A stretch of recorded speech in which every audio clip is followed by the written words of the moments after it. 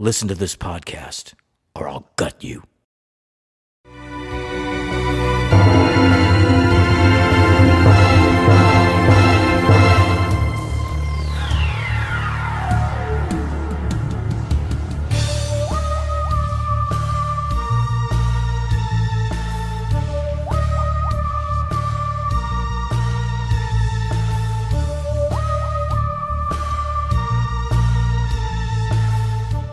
Welcome back, Horror Hounds, to Ghostman and Rivera's Horror Show podcast.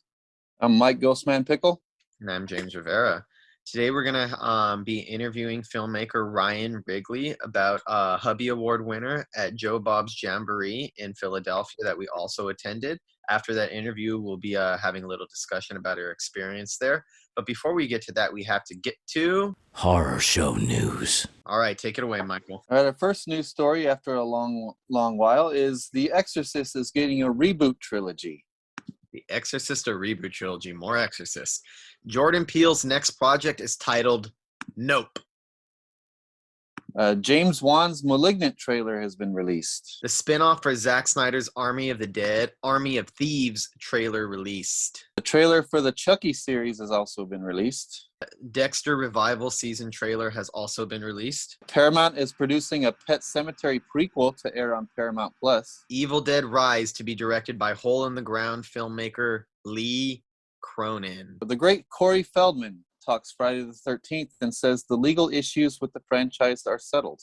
And lastly, American Horror Story spinoff American Horror Stories is now streaming on FX on Hulu. All right, so the first bit of business we got here is this new Exorcist reboot trilogy. How do you feel about this? We've had a lot of discussions about The Exorcist on here, particularly the sequels and possession films. And other than The Exorcist 3, I don't think any of the sequels for me have lived up to it. I kind of feel like at most even most possession films at this point, The Exorcist is the best one, and most of the competition, whatever the second best is probably a distant second. I don't know what to think of this. I kind of feel like the reputation of The Exorcist has been milked to death, and I don't know what else we can do with it. I am intrigued by David Gordon Green, but I'm a little skeptical of more Exorcist lore. Yeah, we've been hearing about this for a while. Morgan Creek has been wanting to do something with this for quite a while. It's been almost 2 years since Morgan Creek actually hit me up on Instagram, and they wanted us to talk about the Exorcist reboot. And it has changed hands like twice since then. Mm-hmm. So now Morgan Creek has teamed with Blumhouse and also Universal and Peacock to produce the trilogy that reportedly cost $40 million and is being directed, like, as you said, David Gordon Green. He has only signed up for the first movie so far. They will be direct sequels to the original film. Ellen Burstyn will be reprising her role from the original. And Leslie Odom Jr. from Hamilton, he was also in One Night in Miami, and he played a crossroads demon on Supernatural. He will play a father who asks for help from Ellen Burstyn's character when his daughter becomes possessed. David Gordon Green teamed up with up-and-coming writer and director Peter Sattler to write the script based on the story that Scott Teems from Halloween Kills, he wrote the Halloween Kills script, and Danny McBride, who also had a hand in the Halloween reboot. So they came up with the story, and the first part of the Exorcist trilogy is scheduled to be released October 13th, 2023. See, it seems like what David Gordon Green has done with The Exorcist is the same thing he pulled off, by the way, the same thing he pulled off with Halloween by inserting Ellen Burstyn into the mix by putting a star from the original film and by making it a direct sequel to the original one. That does have potential. I am skeptical, but this is one of those times where I actually don't care for this being a direct sequel to The Exorcist, because I actually think that Exorcist 3 is a great official sequel to The Exorcist. Not only that, Exorcist 3 is written and directed by William Peter Blatty, the creator of The Exorcist, the one who this all comes from. So if there's any official sequel that I'd have to say is canon, I love David Gordon Green, and maybe he'll do something good with it. I'm sorry, William Peter Blatty is the head of the series, and his movie is what I will always see as canon, not somebody else coming in. Like, do you understand what I mean? If I made a film I would want my sequel to be the official one, not some filmmaker who directed something years later or after the fact. They brought it back already. They did a direct sequel on TV. It was a bit watered down for TV, but was still pretty intense, pretty clever, had great acting in it. Gina Davis was in it. She played Reagan. And they did really well with that, but they ran out of ideas by the second season, and the second season was just awful, especially compared to the first season. So that was one reason why I wasn't overly excited when Exorcist Reboot was coming up.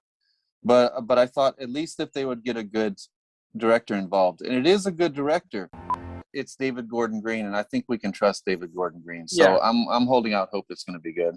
It's one of those situations where I think it's totally unnecessary. I'm always going to look at the third one as the official sequel, but there's still a chance that it'll probably be good because at the very least, the studio heads are hiring good talent and people who actually care. So fingers crossed. And you have to bring in a legendary makeup artist. That has to be a really good, competent makeup artist, and no CGI. Jordan Peele's next project is titled Nope. It has Daniel Kaluuya in it. It has Keke Palmer in it. There's not really much information on this. The trailer is just like a cloud in the middle of the sky. It kind of reminds me of the Fright Night post, not the trailer, the poster. The Fright Night poster for some reason. Maybe I'm tripping, but that's what it kind of reminds me of.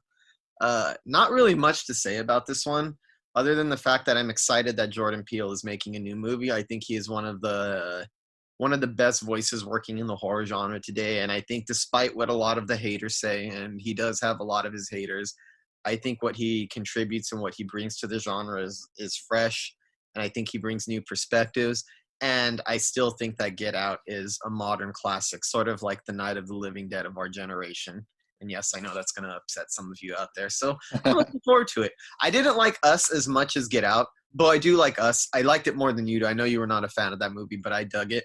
I like the ambition of it. I like the ballsiness of it. I don't think it always hit the mark on what it was going for, but I just totally admired the sheer insanity of a filmmaker taking a big mainstream budget from Universal and just going for it, going balls out with the horror and with all the over-the-top sequences. And I just think that Jordan Peele is such a unique voice in the horror genre, so anything he does, I'm going to be looking out for. Yeah, I'm rooting for this guy every step of the way. I love when a guy comes onto the scene and just dominates. You know, comes out with Get Out, and no matter what you think of Us, it was a bold fucking movie. It was a huge move for a second feature, you know? Mm-hmm. And then I got instantly excited when this poster came out. Because that's how you tease a movie. It's got mystery. It's got that creepy feeling that it gives you, just something ominous hanging in the sky.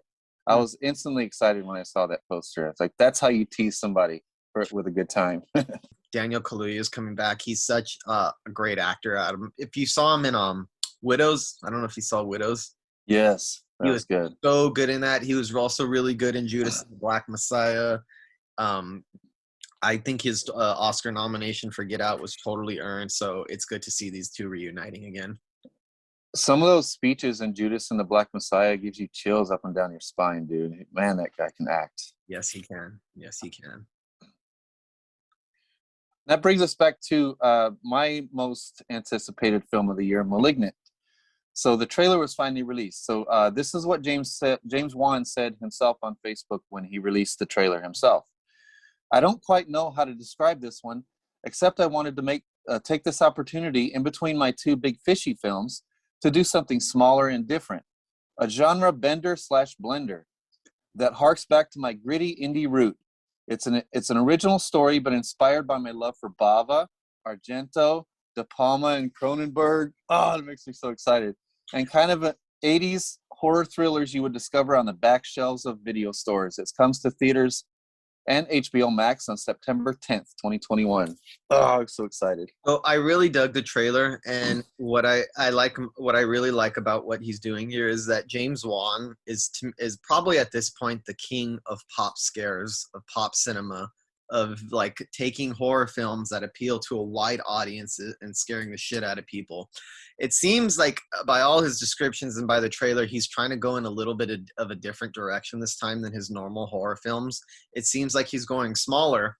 And when he starts citing people like Fulci, Argento, De Palma, that evokes something very specific and something very retro as far as horror goes. And it also kind of hints at sleazier, more violent qualities being thrown into mix, because all of those directors are known for mixing twisted sexuality with gore scenes that are over the top, sometimes almost fetishized in their depictions. So I imagine kind of an 80s style grimy type of film with very polished filmmaking, lots of red blood flowing. And those are good. Those are actually good directors for him to be modeling himself off of, because a director like Brian De Palma or Argento or Fulci, any of them, they're known for these really big set pieces and these really elaborate camera takes. They're known for like wonderful camera work. And if there's one thing that James Wan understands, it's the placement of a camera in a certain place, and he knows how to maximize the fuck out of any little suspense sequence. He can take a camera, lead it all over the house, have you on edge, lead up to a point where you think you're about to be scared, and just as you're about to relax, boom, he hits you with the scare that you kind of were anticipating but finally had given up on coming. He has such a gifted quality in terms of this as a filmmaker, so I think these are very interesting choices for him to be evoking. And you see in the trailer those signature tilted camera angles that he does. Mm-hmm. And then he has a style that I love that's part of my style as well. I love like stark black darkness with stark bright colors kind of thrown in. Mm-hmm. And I love that. And the trailer kind of gave me a little bit of a Mike Flanagan vibes with that. I got some vibes off of it too, because I tend to think of like Mike Flanagan as like the more indie version of James Wan. Yeah, where I think a lot of Mike Flanagan's colors are washed out compared to James Wan, but other than that, this looked very like a polished atmospheric type of thing, like a Mike Flanagan does. I only have one minor gripe with the trailer. James Wan promised us from the very beginning that this was all practical effects, no stages, no sound stages, all real locations and everything. And then the first thing you see in the trailer is CGI, but still, that's a minor gripe, because it looks like it's only going to have one CGI aspect where the girl starts having hallucinations, and then all her reality kind of melts away and it becomes a different location.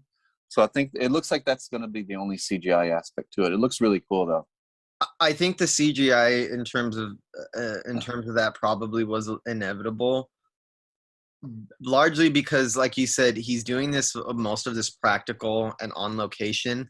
This is also a much lower budget than James Wan is used to working. I mean, fuck, he made Aquaman and a Fast and the Furious movie, so that tells you what kind of budgets he's used to working with. So I think in that case, I don't think he had a choice. It's just the budget would probably not allow for another more set pieces like that. So I think I can forgive him in this case. Yeah, could you imagine trying to do something like that practically on a lower budget? Yeah, the whole room breaking away and melting away. I can only imagine. It would probably be a nightmare, and especially for somebody who's used to being able to pull that off with fat studio budgets. Yeah. But it looks like it's going to be intense and very stylistic, very atmospheric. Mm-hmm. I just hope the whole thing is as good as the trailer. It looks like it. I'm sure it will be. I have a lot of faith in the project. I'll be shocked if it's bad. I don't think it's going to be bad, so I'm not sure. Me too. Me too. So, Zack Snyder's Army of the Dead, the sequel is coming soon. Army of Thieves, and the trailer was released. This doesn't look like a horror movie to me, but it's worth talking about in horror news, mostly because it's a sequel to a horror film. They took one of my favorite characters from the original, from Army of the Dead, so it's one of the reasons I'm looking forward to it. Zack Snyder's not directing, he is producing this film. I was not aware that they were starting this whole universe like this. I'm intrigued. I'm just I was just caught a little off guard by this news. Yeah, I mean, Army of the Dead is like I don't know, it was a comedy of errors in a way, but it was so entertaining. Hmm. It seemed like a one-off type of thing. It didn't seem like anything that could be expanded on. And if they do expand on it, I hope they fix the flaws in it, because I don't really feel like seeing those flaws over and over again. I'd rather just see it in that one self-contained movie. Hmm. I hope they go in different directions. I'm sure this one will have kind of a, even though it's not horror, I'm sure it'll have like a dark edge to it. So do you know who the director is, right? No. The director is Matthias Schwelgopher, the actor who plays the lead character Ludwig Dieter. So he's actually the director of this one. Oh, okay. I'm intrigued by that. I wonder why I must have been pretty passionate about it, but I didn't know that Snyder had this whole thing going with. I knew that he had a deal with Netflix, but I didn't realize that he would make a film and then just create a whole universe that other filmmakers were going to be able to explore. Um, it might just be an opportunity to give a filmmaker like this one a chance to shine. Yeah, and that character is highly memorable. Mm-hmm. I mean, in a movie that has a lot, it's throwing a lot at you. Yeah. And for this character to be that memorable with all that shit going on, this guy's got something special. So it's very interesting to know that he's also directing it. So that'll be very cool to see. So yeah, I'm intrigued by this one. I'm very intrigued. I'll put it that way. I'm just hoping it'll be different. I mean, It looks like a completely different movie, and I think the complete absence of zombies is going to make this a completely different style of film. To me, looks a little bit more like an action heist film than it does a horror movie. yeah, and he did own that character, so he must have a good vision for his character. So let's see how this pans out. Yeah, I'm looking forward to it. That brings us to another thing I'm really excited about that's coming up. The trailer for the Chucky series has been released. It's being released simultaneously on the Sci-Fi Channel and the USA Network. So they teamed together to produce the Chucky TV series created by Don Mancini himself. Brad Dourif, Fiona Dourif, and Jennifer Tilly are all returning as their original characters, and so are Alex Vincent and Kimberly Elise are returning as Andy and Kyle. And Devin Sawa is also part of the cast as the dad of the main character. The synopsis is, after a vintage Chucky doll turns up at a suburban yard sale, an idyllic American town is thrown into chaos as a series of horrifying murders begin to expose the town's hypocrisies and secrets. Entertainment Weekly also added, friends and foes from Chucky's past creep back into his world and threaten to expose the truth behind his mysterious origins as a seemingly ordinary child who somehow became this notorious monster. Very interesting. The trailer features Zachary Arthur as Jake Weber, a young kid at the mercy of bullies after the death of his mother. Chucky latches onto the boy and exploits his pain as he prepares for the World Series of Slaughter, as he calls it on the trailer. Chucky premieres October 12th at 7 p.m. Pacific on both Sci-Fi and USA, and I couldn't be more excited. The trailer looks so fucking good. So, there are a few things I'm more excited for this year than this because, as a horror fan, I love Chucky. I love the Child's Play franchise, and I have to say, I've been into horror since I was a little kid. I was one of those weird little kids who was obsessed with horror movies, and the Child's Play films were some of my earliest introductions into horror, some of my fondest introductions into horror.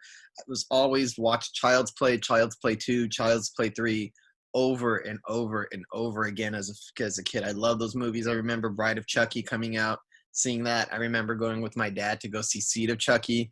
I remember being pleasantly surprised years later by Curse of Chucky, being satisfied by Cult of Chucky. I've loved this franchise since I was a kid, and I actually think this is one of the franchises that has managed to stay consistent and fresh over the course of more than 30 years. I mean, this franchise is older than I am. It's existed longer than I've been alive, and it's still going. This trailer looks fucking awesome, and what I liked about the trailer is that beforehand, this is just something I know, it's going to pick up and it's going to continue the story that was started in the first 7 films, and it features the bride. It features of course Jennifer Tilly as the bride, Fiona Dourif, Brad Dourif's daughter. It has Alex Vincent as Andy. We're going to get Kyle from Child's Play 2 coming back. But I like that the trailer doesn't feature any of that. That I think Yeah. is what made me. It's on the production credits, and you know that they're going to be in there. But I like that the trailer is introducing a completely new storyline. And the last Chucky film, Cult of Chucky, kind of left off on a cliffhanger. And I've heard a couple of people online complain that it doesn't look like it's picking up where it left off. I'm like, oh yes, it is. You got to understand. There's a creative way that you got to approach these things. So it seems like what Don Mancini is trying to do is introduce a brand new story. And let's be honest, this is the first season of a new television series. I know it's a continuation of a Chucky franchise, but it is a brand new show. First and foremost, it has to function as a television show that people can jump into from the first season without having to worry about, seeing anything prior. No first season is good where you have to know everything about it beforehand. So it seems like they want to introduce a brand new story to kind of acquaint audiences with it before sliding in all of the mythology and the backstory and everything. And from what I understand, this is going to explore his childhood. It's going to explore his roots. I love that Andy is coming back. I love that Kyle from Part 2 is coming back, who actually was hinted at in the end credit scene of Cult of Chucky. She came and shocked a severed Chucky head when she showed up. A fun little bit of fan service, but I'm really looking forward to this, and I really like the angle, and I like that Don Mancini seems like he's playing the long game. We're going to continue this, but we're going to pause it real quick and introduce a new story before injecting all of the classic elements of the series back into it. It seems like a more creative way to tell a story than let's just take off from the cliffhanger from the 7th movie. So I'm excited. I've been a Chucky fan my whole life, so I feel lucky as a Chucky fan. I've been entertained by this character in this franchise my whole life. So give me more. Yeah, I'm happy to see more from the original creator. I'm happy to see more of the original Chucky. Fuck that new design. What the hell is up with that remake? That awful design. Yeah, yeah, I know what you mean.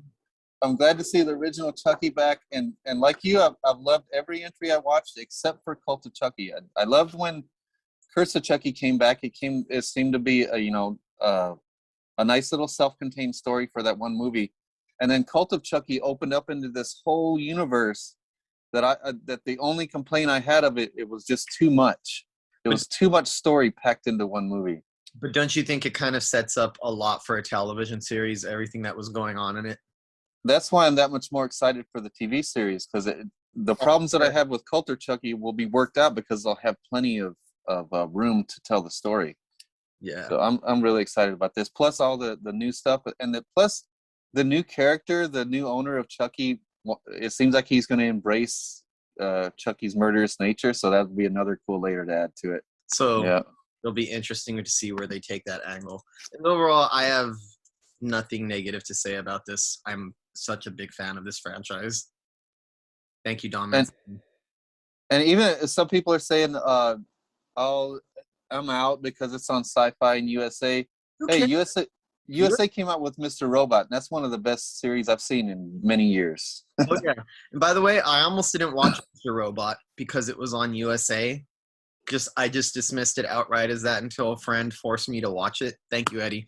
But yeah, you can't judge it based on that. Who cares if it's on USA? I know that station sucks, but that doesn't mean that a talented creator can't come in and make a good series like we've seen happen already. So bring it on. I don't care if it's on Sci-Fi, if it's on USA, it's on Nick at Night, Adult Swim, HBO Max. Just give it to me. And for me, it has everything I needed to get excited about it. So yeah. I can't wait. On our next bit of news, Dexter is returning.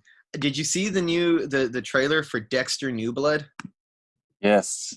You know what I like about this? A lot of TV series, and you're seeing it happen with The Walking Dead. Kind of happened to me with Dexter. I know you might disagree. A lot of these shows that just keep going on start to repeat the same formula after a while. Dexter, to me, its time came and went. But at this point in the story, a lot of time has passed since the original Dexter has aired. In terms of storytelling, that opens up new avenues. I think that it is possible for stories that play themselves out to find a fresh angle, so long as time passes and you can find a new angle into it. And what I'm really intrigued about is the original showrunner, Clyde Phillips, who did season 1 through 4, which are my favorite ones, is going to be returning. And it looks nothing like the rest of the series. It doesn't have any of the cast regulars. It's not going to be a police procedural. It's not going to have those aspects that the original story had. It seems like, I don't know what the story is going to be, but I imagine something is going to trigger him all these years later in this nice little rural town that he set up a nice little life in, setting off some kind of crazy series of events. But the trailer looks really good, and I think this has a lot of potential, and I think enough time has passed, and they've relocated the story to such a different point. They relocated to a different area of the country, has a completely different angle, that I think this is going to be something very interesting. I'm really looking forward to it. And I'm pretty sure even fans who fell off of the Dexter bandwagon are going to want to check this out. Yeah, I mean, he's caught now. I mean, they already know who he is. They already know who is doing all that killing. Mm-hmm. So he's on people's radar.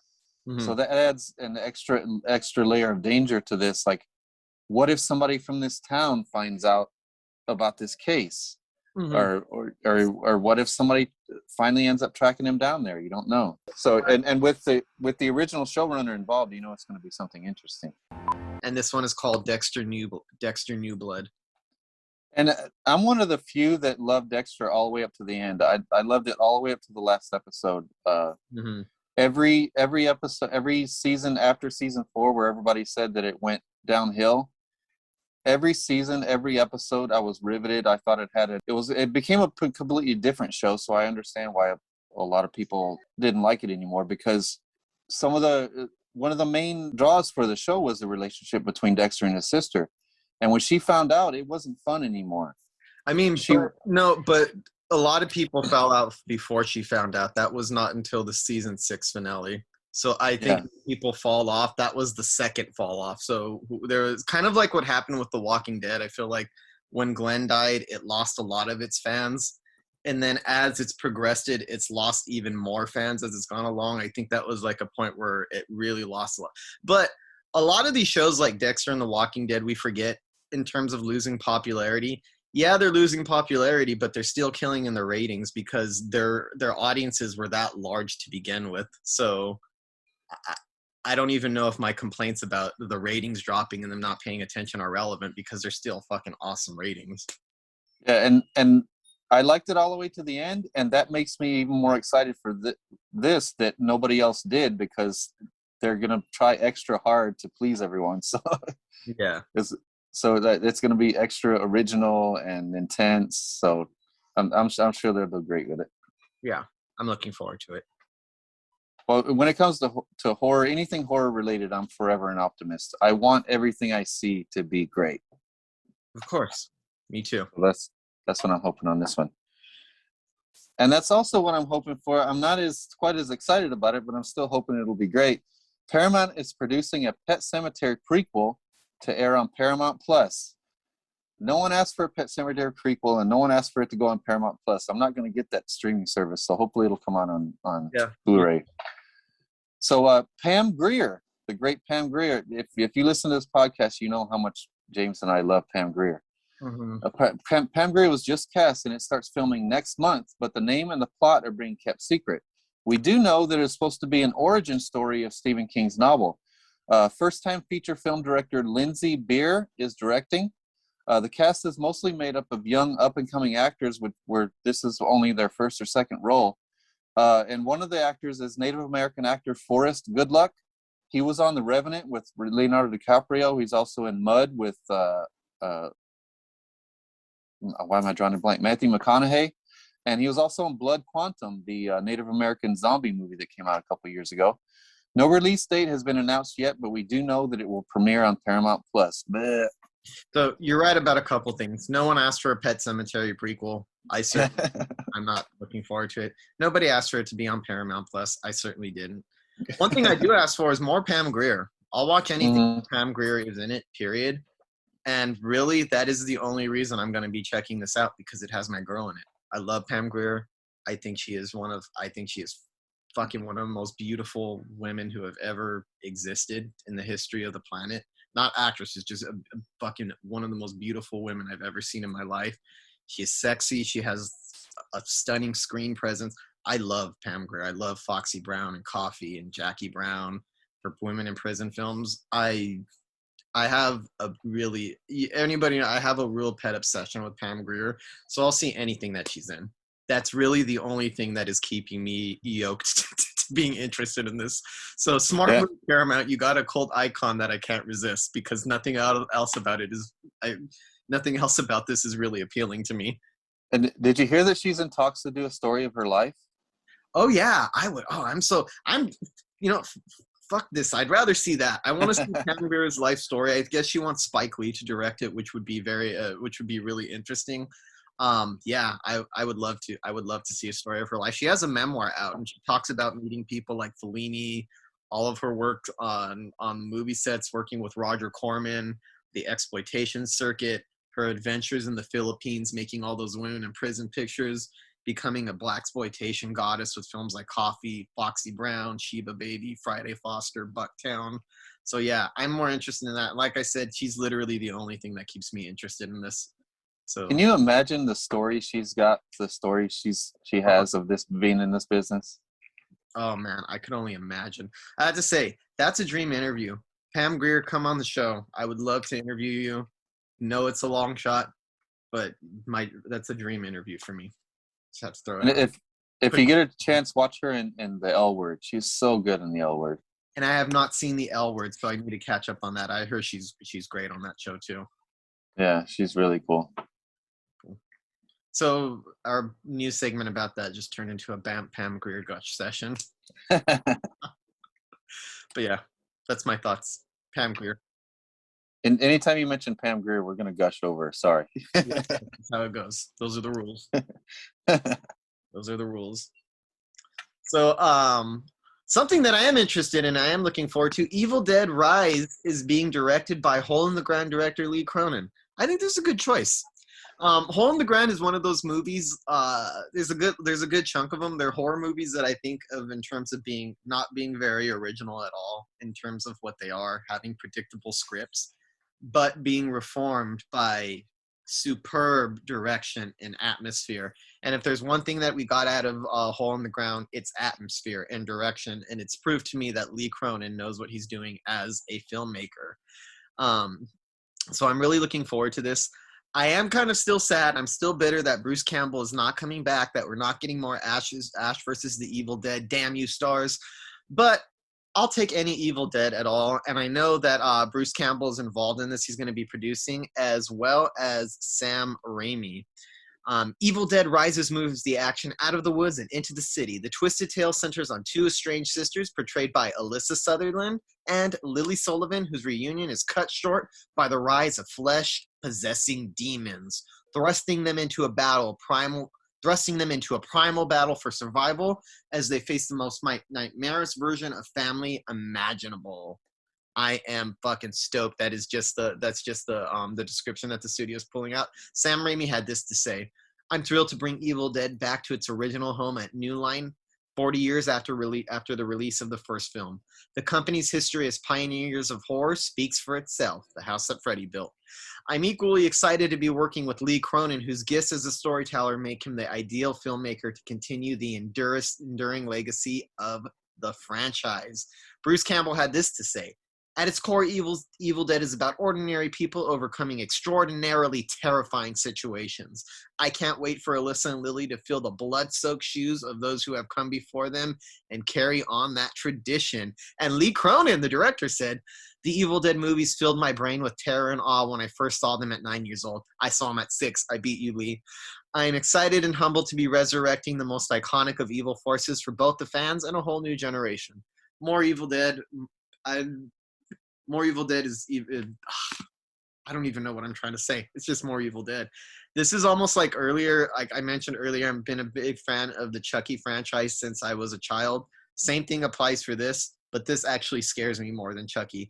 Chucky was like one of the first probably the first franchise I really dug and got into. But Evil Dead, the original Evil Dead, was the first horror movie to ever scare me. So I have a special connection to this franchise. Love this franchise. Love Bruce Campbell. I mean, I'm sad he's not coming back. I even really dug the remake, which you're not a fan of. I love the remake. I think it's excellent. I don't think it's as good as the original, just to be clear, so I don't get crucified. It's never going to replace the original Evil Dead, but I did dig the remake. It's another thing I'm just geeking out. I'm looking forward to it. I'm excited. I'm happy. Well, first of all, I am so jealous of Lee Cronin.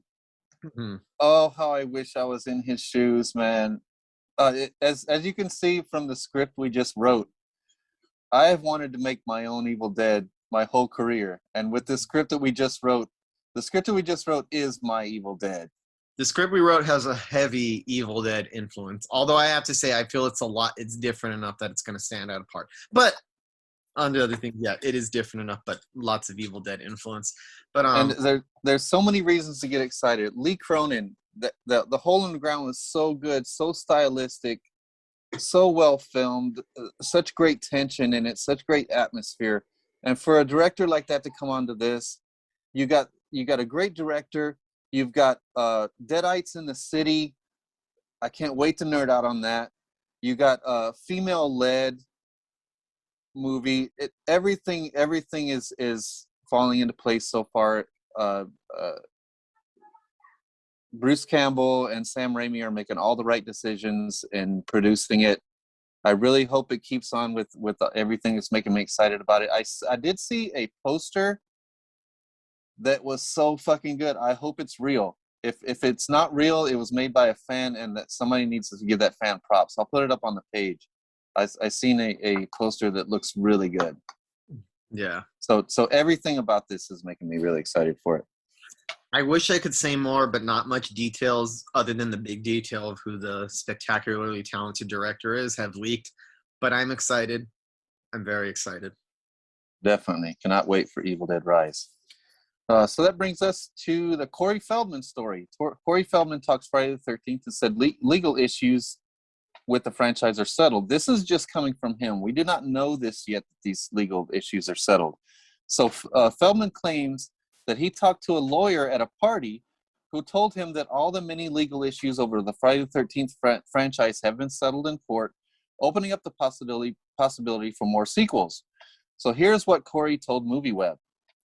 If they were doing things the right way and they were listening to what the fans really want, and they had their ear to the ground and the pulse of what's going on in pop culture society, what they should do is revamp the idea of bringing Tommy back 40 years later to go up against his nemesis the same way they did with Jamie Lee Curtis in the Halloween reboot. Now, of course, they've taken that idea and redone that 5 different ways. Well, all we're asking for is one. Tommy versus Jason sequel. That's all we're asking for.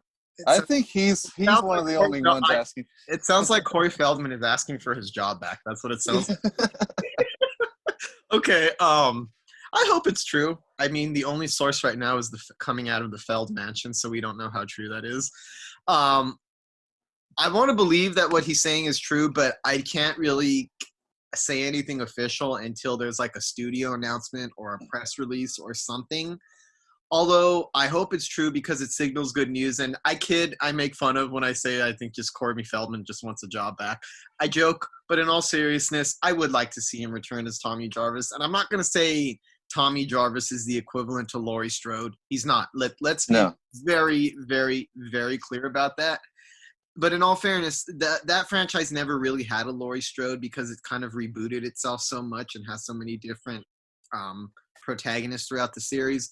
But if there was a protagonist that you could link it to, if there was one, it would be Tommy Jarvis because he is the one who had the longest storyline played out.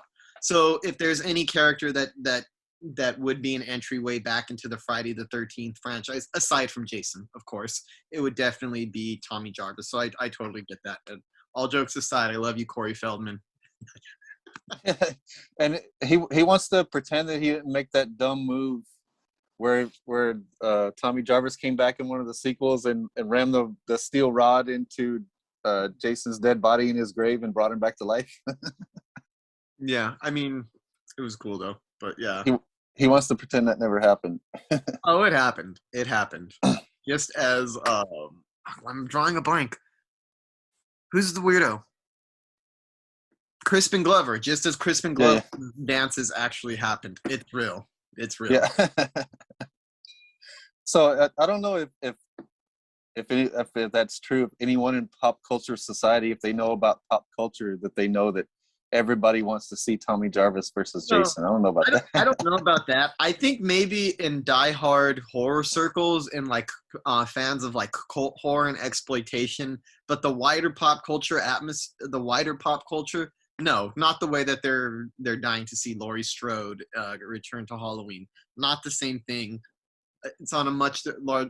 I think that's on a much smaller scale, but I know that there is a group of fans out there. I will say, Corey Feldman is smart for doing this because, as we know, in this social media fed society, that an actor can come up and mention his intentions like this, and it can very well pick up steam and become a reality if enough fans jump onto it. See, it's more likely to happen now that he threw it out there because now he teased fans, and now the studio is going to have to pay attention to the fact that there's going to be a lot of diehard Friday the 13th fans online who are saying, yes, this is exactly what we want.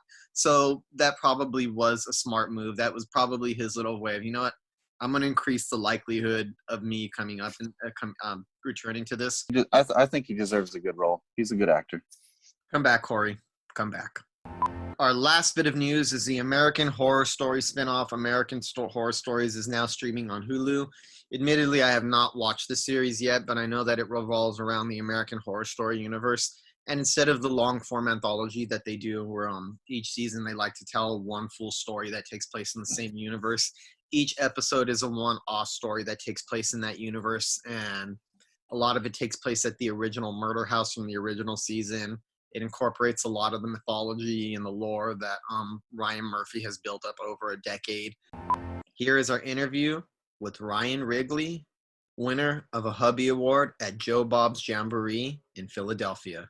Enjoy. And we'll come back afterwards to talk about our experiences at the Jamboree and meeting Ryan. Horror show exclusive. So today we have filmmaker Ryan Wrigley on our podcast. Ryan actually won a HUBBIE Award, am I correct, recently at JOE Bob Briggs Mutant Fest in Philadelphia. You won for your short, which was actually a TV pilot, CRYPTINA's SPOOK-TIME Spectacular. This actually played at the same festival where our short extended scare package played. How you doing today? I'm doing pretty well. It's actually a SPOOK-TIME variety show.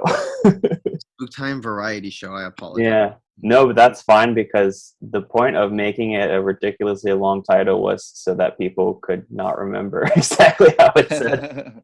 I just thought that was so funny. And you had the great honor of both screening your short film Cursed in the screening tent, and then you also had the CRYPTINA's SPOOK-TIME variety show playing on the big screen. So you got the best of both worlds at the festival last week. Yeah, absolutely. It was truly an honor. It was weird because Cursed was not supposed to be the last short in the runner-up tent that screened, but it was for some reason. Like the Blu-ray player that they had bought just like stopped working afterwards. And I think that's how we met because we just ended up leaving the tent at the same time. Yeah. But yeah, it was a pretty amazing experience. Definitely my favorite of the film festival circuit so far. Yeah. So just to be clear, everybody, we're at the same film festival, the Joe Bob Briggs Mutant Fest recently, and for those who were there know how hectic it was. There was a generator that exploded, so we couldn't use the projector. They had to rush out and buy a TV to play it, and then the sound wasn't good enough, so they replaced it with the sound. Then they moved the runner-up shorts all the way up to the big screen late at night. So there was a lot going on there. Yeah, it was pretty. It was all very unpredictable, but I think it went in the best way it possibly could have, and everyone had a great time. Yeah. So how was it to be on stage with Joe Bob accepting the award? Well, I was mentally preparing myself to be on the stage with him, but then they wouldn't let him get on stage because there was the thunder and lightning still happening. So I met him still, which was amazing, just by the projector booth. But yeah, it was awesome. He and Darcy are actually a lot taller than I was expecting. Like, Oh yeah, they are. I mean, I'm 6 feet tall, so I thought they would be about the same height, but I didn't expect them both to be taller than me.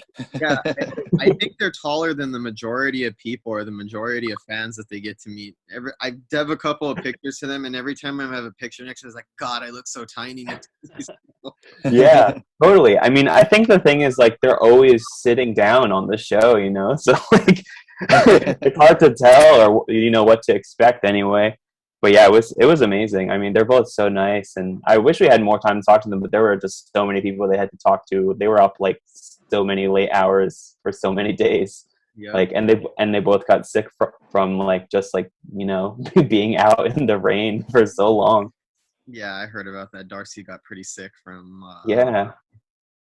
Yeah, they would get there so early, and then they would stay so late till like 3 in the morning, Yeah. 3, 4 in the morning. That's the thing. Like, you know, I had to leave after our pilot screened, and we met them finally. You know, but it was like, because if the program was running a little late because I mean, you know, technical difficulties, which is understandable. But like, you know, it was like 2 in the morning, and I hadn't slept that well the previous night. So I was like, after my thing, it's like I just had to go to sleep, you know. But they stayed up for like everything, which is like, you know, amazing. Like, kudos to them. That's incredible. And not only did you get that short played on the big screen, but you also had a decent showing in the small tent. Yeah. Like, things were happening weird. There was rain, and there were people filing out and coming back in. It was getting flooded, and things worked out just right, where a bunch of people came back in the tent just in time to see your short. Yeah, totally. I agree. I wasn't expecting there to be that many people for Cursed, which was in the tent, because I've only had that play at a select number of other festivals. I didn't expect that to even get into this festival, to be totally honest. But yeah, I mean, that was definitely the best screening that Cursed has ever had. I mean, I think that's the most people that it's played for at once before, which is pretty amazing to see everyone's reactions to, like, all of the jokes were landing in the way that I wanted them to, and it all like held up for me, even like, I've watched it so many times now. As I told you at the festival, it was hilarious. I was laughing my ass off the whole time, and I was bummed over the screening of mine, and I still laughed my ass off at yours. So you brought my spirits up, and then talking to you brought my spirits up too. So thank you for that. Yeah, awesome. Yeah, it's so nice to meet you guys. That was a really amazing conversation. So with a lot of these interviews, sometimes we like to go back a little bit to the beginning just to get an idea of who you are as a filmmaker. You grew up in Brooklyn, am I correct? I actually have lived in every borough now in New York, but I grew up technically in Queens. Oh. I was born in New York City, and my parents got divorced when I was like about a year old. So my mom took me out to Queens, and that's where I basically grew up for most of my childhood. Okay. So yeah. Were you into horror movies from a young age then? Yes.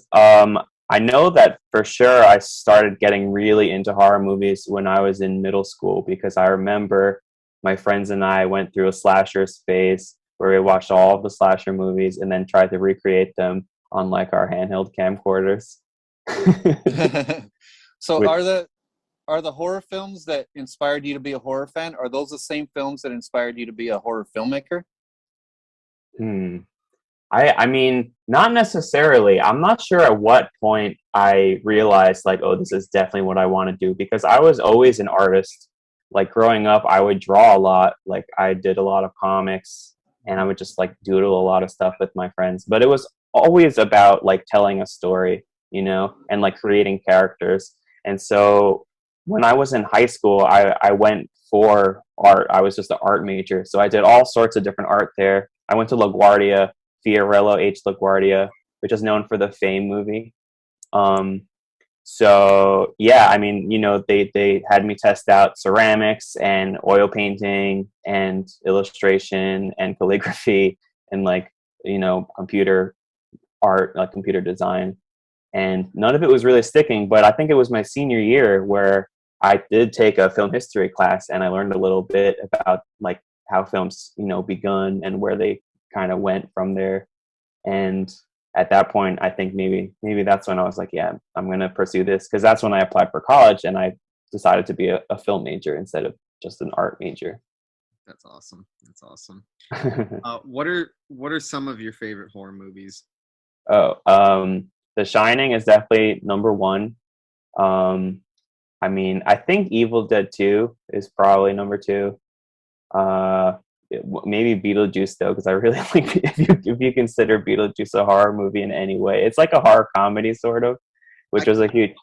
I could definitely see like the influence of Beetlejuice on your work. Yeah. Through your page, and I watched several of your short films, but I could see kind of that sensibility leaking through the definitely horror, but with a lot of comedic sensibilities thrown in. Yeah, I think now that we're talking about this, I did watch Beetlejuice when I was younger than in middle school. I was still in elementary school, and they showed it to us on like a, like when a substitute teacher pulls in like a TV for you to watch during the class or whatever. So someone did that at like a summer camp I was at, and they made us watch Beetlejuice, and I loved that movie. Like I was like so glad that we just watched that movie instead of whatever we had to do at the time. I don't remember what it was, but yeah, I think that was a huge inspiration for me. So how old were you when you did your first official film project, and what was it? That's a good question. I think official, well, define official, because, we did a lot of home videos when I was in middle school. Do those count? Yeah, I guess you could count those. Or what was the first thing that you ever entered, or the first film that you did and you said, I'm a filmmaker now, something that you could turn to people and say, this is kind of like a marker for my career, like a calling card? So I would say the first thing that felt like an actual film to me was my thesis film senior year of college at School of Visual Arts. I made this mockumentary that was supposed to be like a real documentary, but and it was about a boogeyman of the current century and how boogeymen operated, but he didn't want to be a boogeyman, he wanted to be an actor. So he was auditioning for roles and stuff on soap operas. And I think that was the first thing, that was a short film, because before that I had done mostly just YouTube videos or quick sketches, not something, of a higher caliber. Yeah. So you've done a lot of projects now with Steph Twyford Wrigley. Is that your wife? Yeah, well, soon to be wife. Yeah, we were supposed to get married last October, but we had to push things back here, due to the lockdown and COVID and all that. But yeah, our official wedding will be in this October, and that's what we're working on currently. That's our next big project. So how'd you meet, and how'd you first start working together on films? That's a good question. We have a very long and complicated story about how we met. We have a lot of mutual friends, from specific friend circles here in New York. And we had met once before we actually connected, many years before we actually connected. But where we made that connection was at a Ghost concert, which is one of the most popular metal bands at the time now, I think. Yeah, so she had friended me on Facebook a week before the show. So I remembered her name at that point. And then she never reached out to me and I never reached out to her. But then I went to the show with my friend Matt, and we got really stoned beforehand. And I think he was a little too stoned, and he fainted right before the band was going to go on, because I think he was dehydrated. So I had to pull him towards the bathroom, towards the back of the crowd. And when he was on his feet again, I saw Steph on the staircase and recognized her immediately. And so I approached her, and then we hit it off. We watched the show together. And then, the second I got home, I looked her up, obviously, and I found out that she was a filmmaker and that she made all these amazing short films that I immediately loved. There was the first one that I watched of her that she starred in and wrote and directed and edited herself. There's this one moment where she's making a joke about how she wants to choke some son of a bitch, something like that. And I was I love her. This is amazing, Yeah. So What how did you decide to actually make it more official and form a Part-Time Hooligan as kind of like your production together? What made it official that you guys were going to be not just partners but like business partners as well? That so Part-Time Hooligan started with her. That was the name of her one woman production company at the time, because she literally did everything for herself. Like throughout her years at college, she was just making videos constantly all on her own, which all are really amazing and still have a lot of views. But yeah, after, once we got together, we wanted to make things together. So I would like help her make videos for Part-Time Hooligan at first, and then she would help me make my videos.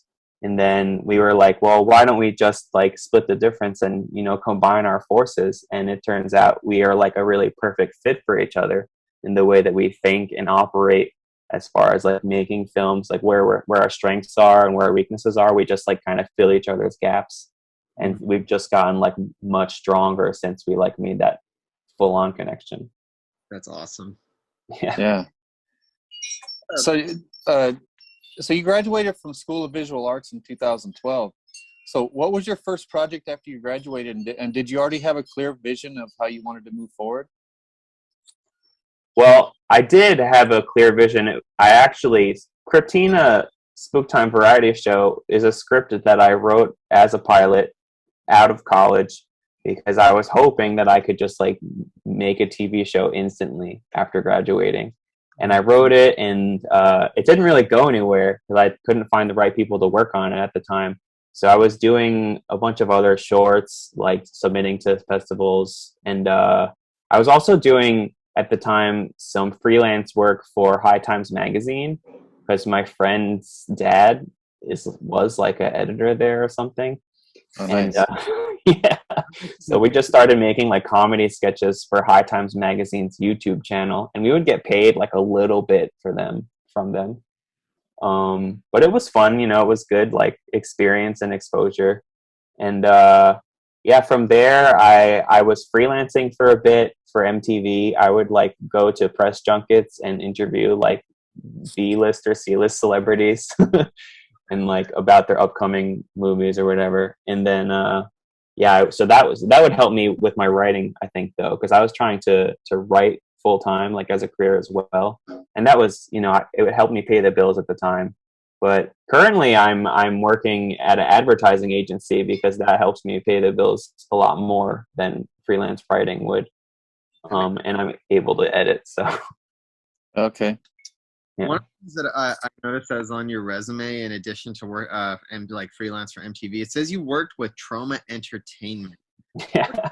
For Trauma and, So that's kind of complicated. That was an internship that was started as an internship, and then became like a sort of unspoken like partnership. So that's how I actually met Matt Mangiarides, who is actually one of the producers on The Last Drive-In with Joe Bob. Nice. Yeah, and eventually that's how I met John Brennan as well. Everyone stems from trauma. If you're in New York long enough, like but yeah. So I would say the only video that I actually did for Trauma was something that Matt asked us to do to kill some time. I think some downtime, where he asked us to make an intern training video for Trauma Entertainment.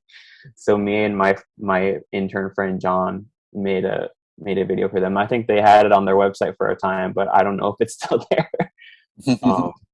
Yeah, but yeah, from there, Matt has been reaching out, like asking me to. He actually asked us, Steph and I, if we wanted to audition for the Castle Freak remake, and we were like, yeah, of course. and so we did, but timing wise, things didn't quite work out for us. Plus, I mean, I don't know if we were exactly what they were looking for that remake, or like pseudo sequel rather, Yeah. So what would you say is the most rewarding part of filmmaking for you? The writing, directing, acting, producing? Because you do pretty much all of it. So, or is it just all of it encompasses? I mean, that is also a tough question. I think that generally I like seeing how it affects people the most, you know. I think that's what I really valued about going to the Jamboree last weekend, was like feeling like the immediate reactions from everyone. Because when I'm at other festivals, I think, you know, it's a dark room, like nobody feels like they're actually enjoying it as much as I would have wanted them to. But like everyone in like the Mutant fam is like the perfect audience for what I've been making. And you could really feel it from the responses like the whole weekend. Like, I don't know, it was a truly incredible experience. Yeah, CRYPTINA went over really well too. All the jokes really landed. Everybody was cheering. It went really well. Thank you. It was cool. I had never been to, neither of us had ever been to a drive-in before. So that was definitely the best possible, you know, way to start doing it. But it was also amazing because I had never gotten a smattering of like car honks as an applause before, you know. So that was pretty awesome. And also just hearing people cracking up like kind of muffled in their cars, you know. Yeah. Mm-hmm. That was also pretty amazing.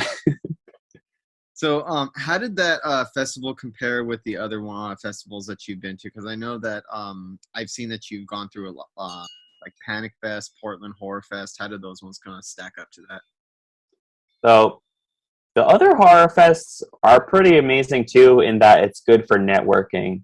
It's good for networking and for exposure, but it doesn't have the same connection or the same, like, you know, friendly atmosphere, I guess. Well, I guess the main difference is like Joe Bob's Jamboree / Mutant Fest was actually like a festival, you know, like it felt like it had a lot of vibes similar to, I don't know, if you went to a music festival of some sort where you're like actually having a really good time interacting with people, you know, and like it's just an amazing experience.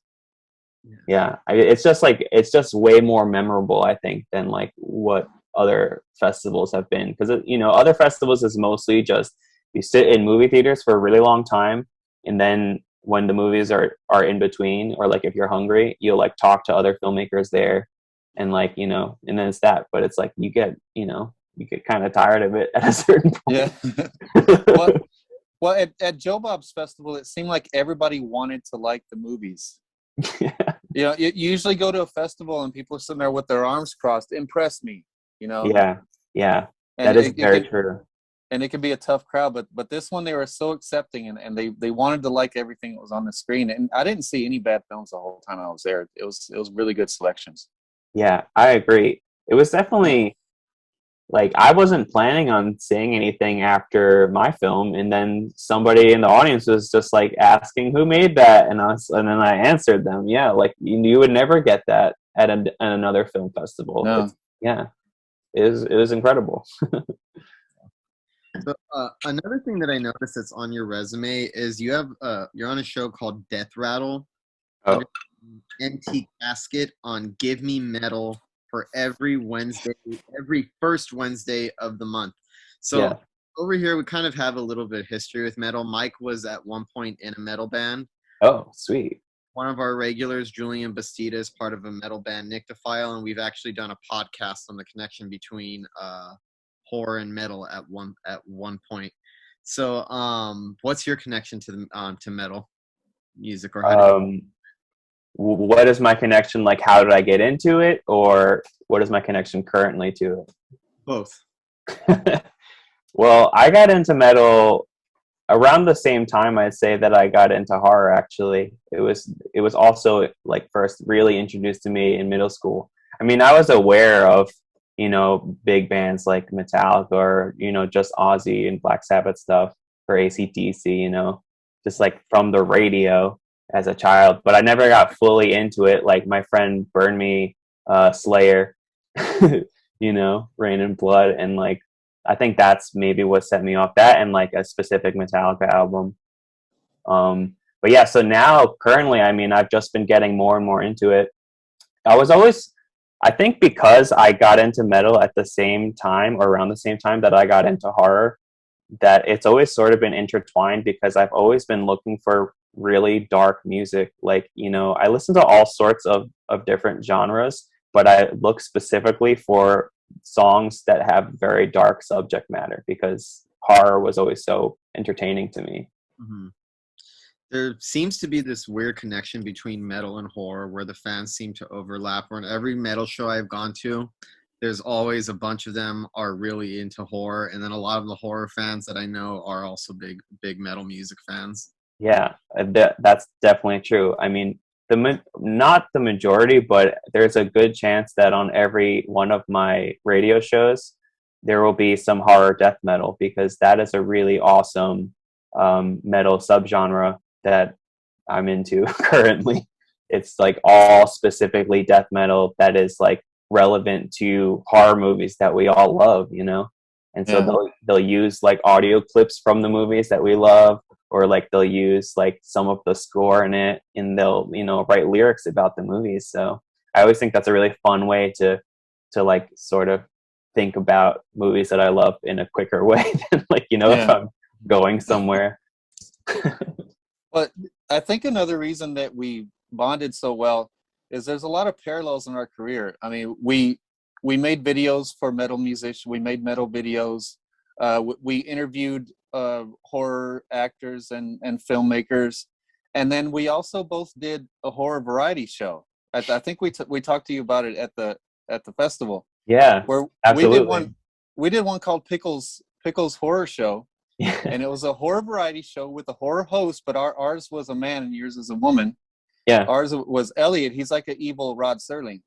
And then you did the same thing as we did with the the comedic type of horror skits kind of thrown in there, introduced by a horror host. So I would love it if we did a crossover one day, like Elliot and CRYPTINA hosted one together. That'd be awesome. That would be amazing. Yeah, Elliot's like an evil Ron Sterling. Yeah, that sounds amazing. He has this segment called "Watch This Movie, I'll Gut You," where he'll talk about why he loves these classic movies, and he says he's going to come to your house and gut you if you don't like it. Wow, that sounds amazing. Yeah, that would be a great crossover. If you want to check it, I don't know if you have a TikTok page, but we actually recently started a TikTok page. Oh, you did? To connect to the rest of our social media. Yeah. We have a video of Elliot scheduled to come up in 3 days. In 2 to 3 days, we'll be seeing the debut of Elliot on TikTok, so you can see what you think of our host. Oh, that's amazing. We actually. Steph has been really into getting into TikTok recently, so we have a part-time hooligan TikTok. So there's nothing on there yet, I think, but we were literally just yesterday talking about like, oh, what should we put up there? Or maybe it was 2 days ago. It's like, what should we put up there? Like, so I think we'll have some of the Goolsby puppet that we have in the CRYPTINA pilot doing something on TikTok. I don't know what, but we'll also include like snippets of stuff that we've done probably, but more to that probably as well. And we had this whole conversation with you and Steph, and I watched all of the CRYPTINA thing, and I had no idea she was CRYPTINA until I started watching it again. Yeah, she's a great actor. There's so many subtleties in her performance. She's not just a girl up there introducing horror films. There's a lot of subtleties in her performance. Yeah. Well, the thing about Steph is she really takes things to heart and like puts herself into these roles. Even when we're watching movies together, she'll really like see from the characters in the movies different perspectives and like how it would affect her personally. So like she's very committed. I can tell. Yeah, we actually did we have more episodes of CRYPTINA technically where she's introducing other people's shorts in addition to some that we've done in the past, but mostly other filmmaker shorts who we either know personally or are huge fans of. And that's sort of in limbo right now. We have them made. We're just kind of sitting on them. They're like under contract with our sort of co-producers. Oh, okay. It's really interesting because, as Mike said, we actually had a horror variety series that is kind of also in limbo right now. But we also had a segment that we did where we actually wanted to get other filmmakers to submit their short films, and we would try to highlight it or bring attention. So very interesting parallels. Had to do a crossover. Yeah, it's that's crazy. like exactly what we did. That is crazy. But I think that happens with a lot of like. There's such a really awesome like sort of underground horror community like of like independent horror filmmakers, and I think a lot of them are found or at least connect with each other via making like horror anthology things, which is exactly what we're doing. Mhm. You know, it's all about that connecting. You know. Yeah. So, Go okay. on. Go on, Michael. So on Part-Time Hooligans, you can see all you guys' work at parttimehooligan.com. Mhm. So you guys do short films, music videos, client videos. So Mhm. so tell us a little bit about what you do with each one. Like, do you do other people's short films, or do you keep those in the client videos? That would be, I think client videos are more ads. I don't think we would necessarily direct or shoot someone else's script because we like to create the stories ourselves. So that would be like, you know, short films would be our short films, you know. Um, but yeah, at the music videos, we are very open to whatever the artist wants. We've been doing mostly friends videos, and it's been all really amazing. I mean, we tried to do one during the lockdown too. It's just very different when you're not able to like be with someone and direct them, you know, in person. It's a lot more complicated than you would like ideally, but I mean, I think we still did a pretty good job, all things considered. Like, I think it's still a pretty entertaining video for our friends in Witch Taint, which is like a parody black metal band. A parody of a black metal band. Yeah, pretty much. That's right up my alley. Is there any project of yours that you're most proud of? Any particular project or short film? Yeah, I mean, well, I think at this point, CRYPTINA is what I'm most proud of because I've like met so many amazing people and won some pretty awesome awards for it. So I feel like it's really served its purpose, and it's also like I keep putting it behind me. You know, I think, okay, well, that chapter's done with. Like, I only submitted it to the Mutant Fest because it was a free submission. You know, I'm past the point where it's like I gotta keep paying money to submit this to places. Like, I feel like it's already online. You know, people will see it. You know, if they want to know more, they'll reach out to me. But yeah, it's not dead. It's come back to life over and over again. Ideally, where would you like to take that show? Would you like it to be a YouTube channel or somewhere on TV, or are you still trying to pursue that as a project right now? Well, we are definitely open to making it a show. I mean, I think initially I really wanted to pitch it to Adult Swim, which is why its length is only about 10 or 11 minutes, because Adult Swim was a huge inspiration for me comedically growing up, and I wanted to become a part of that. But now I would also be very open to just having a show on Shudder or something more exclusive to horror fans, because I think that would work out as well. That would probably be a better audience for us. Adult Swim, I don't think it's like weird or gross enough for Adult Swim at this point. Yeah, they're also going in a different direction too. Yeah, definitely. But yeah, I mean, we are still open to it. Like, I have a pitch deck ready to go. We sent it to people, and no one ever responded to us. So we were like, all right, well, we tried. So all your shorts and all your projects, everything have a nice gloss to them. They look really good and really jump off the screen. So how do you get your budgets? And can you tell us like about what an average budget is on your shorts? That's a good question. I can tell you, sometimes when you're learning more about filmmaking, people will say it's all about who you know, and I can vouch for that because literally I know a lot of people, and it helps us tremendously with our low budget things. Like, what would you guess the budget was for CRYPTINA off the top of your head? Let's see, the wraparound, you got like 2.5 shorts, I would say about 8-10 grand. Yeah. Well, in a normal world, it probably would be about that. But because I was where I was at the time and I knew who I did, we got away with the whole thing for about $2,500. Really? Wow. Yes. Well, so the thing is, so at the time that we shot this, finally, I was working at a soundstage in Brooklyn, which is where we shot all the host segments for free. Because otherwise, that would cost you a lot of money. You know, you'd have to rent equipment, which we didn't have to do. You would have to, you know, pay for the stages themselves, which we didn't have to do. We rented the couch that she sits on, but that was from a company that was sort of affiliated with our company, so I got a discount on it, and we only rented the couch for like, I don't know, $150 or something like that. Yeah, I had to wheel it on a cart for like 8 blocks, I think, like to the place and back and from the place.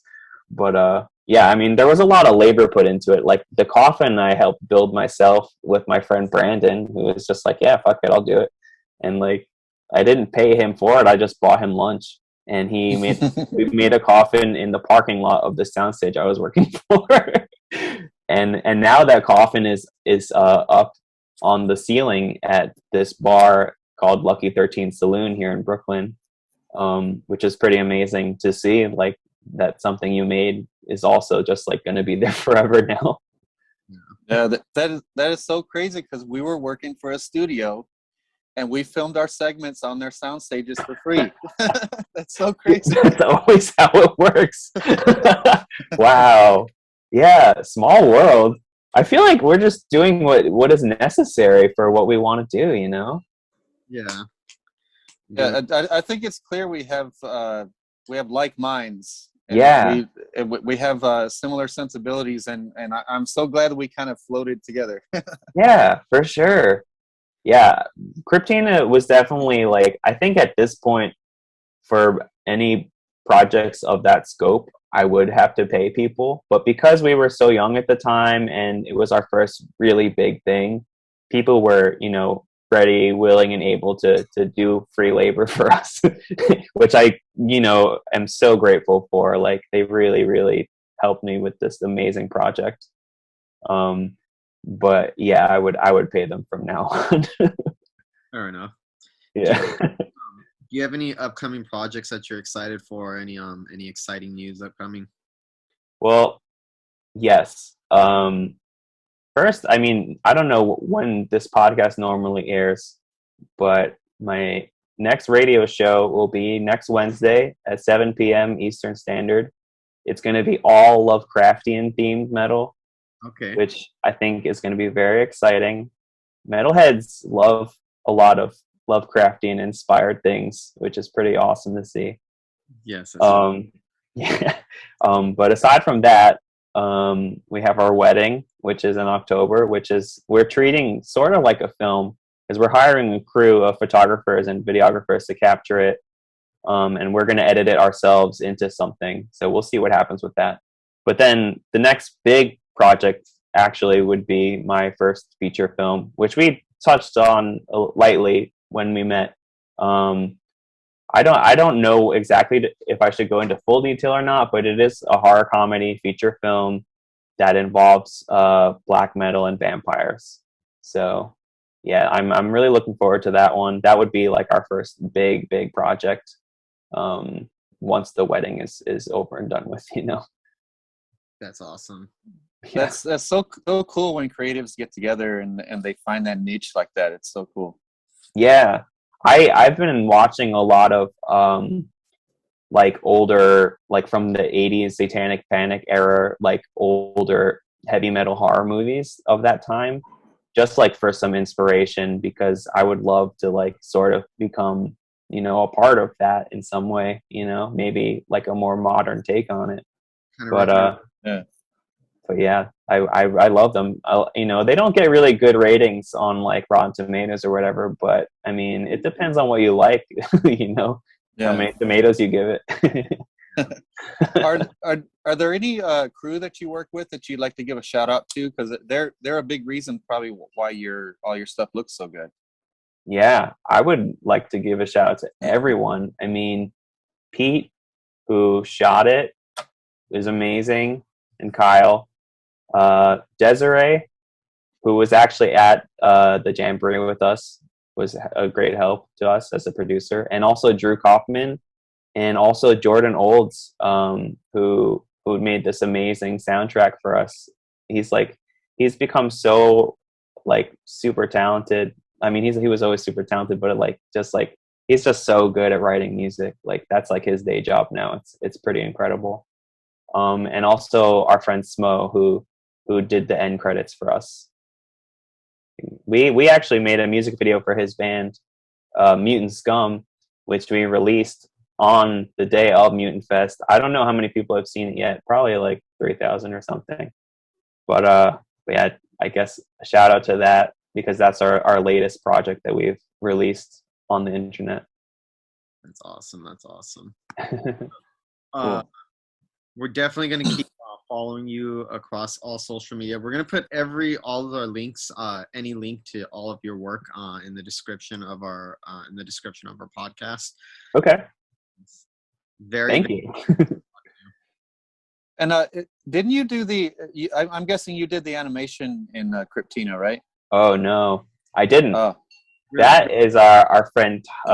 It's not he's a friend of a friend, Tyler DiBiaso, who is, I would have to thank as well. Thank you for bringing that up, because his intro is like so extraordinary. I mean, it's so hard to look away from, Like I feel like people at the Mutant Fest were like about to leave, and then they see that come up immediately, and they're just stuck there, just like immediately entranced. He's an amazing animator. Yes, awesome. It's really cool. It really grabs you. Yeah. And before you go, I just have to mention the actor from Curse that I like so much. I told you how much I liked him. Alexander Ernie. Yeah. He played Buddy in Cursed. Yes. That guy's gonna be a star. I want to see him in more stuff. Yeah, I can send you guys another short that he's in. I think I definitely have it on DVD somewhere, but it's more of a mysterious sort of thing, like mystery thriller sort of short film that someone else made. I had nothing to do with it, but I think he sings in it. So if you would like to see something like that, yeah, he was amazing. I miss him. I haven't seen him in a while. Cool. Yeah. Well, it was really fun. It was really fun to talk to you. We're going to be definitely keeping track of your career, and hopefully have you back on the podcast sometime and some collaborations in the future. Sure. Yeah. Sounds great. It was great talking to you guys. All right. Yeah, I'd love to collaborate. I love your sensibility. I love the way I love the look and feel of your films. And, yeah. And I really look forward to following the rest of your career. And I can't wait for the feature film. Oh, thank you. Me neither. And I can't wait to see your guys' stuff, because you were telling me about this awesome feature film you guys are working on. It sounds rad. Yes. Yeah, I'll send you the pitch deck and see what you think about it. Sure, yeah. I'd love to see it. Thanks, guys. All right. Well, thank you so much for being here with us. Ryan. Sure. Horror show exclusive. Well, we hope you enjoyed that interview with Ryan Wrigley. As we mentioned earlier, we mentioned on the last podcast, we actually attended the Joe Bob's Jamboree in Philadelphia, where Michael Pickles' film Extended Scare Package played. It was a film that Michael's very proud of, short film. It's actually out of everything I've edited in this, and I even told you when we were editing it, including my own short films that I've written, directed, it's probably the most fun I've ever had editing something. For what reason, I don't know why, but I had a blast as helping you put that together.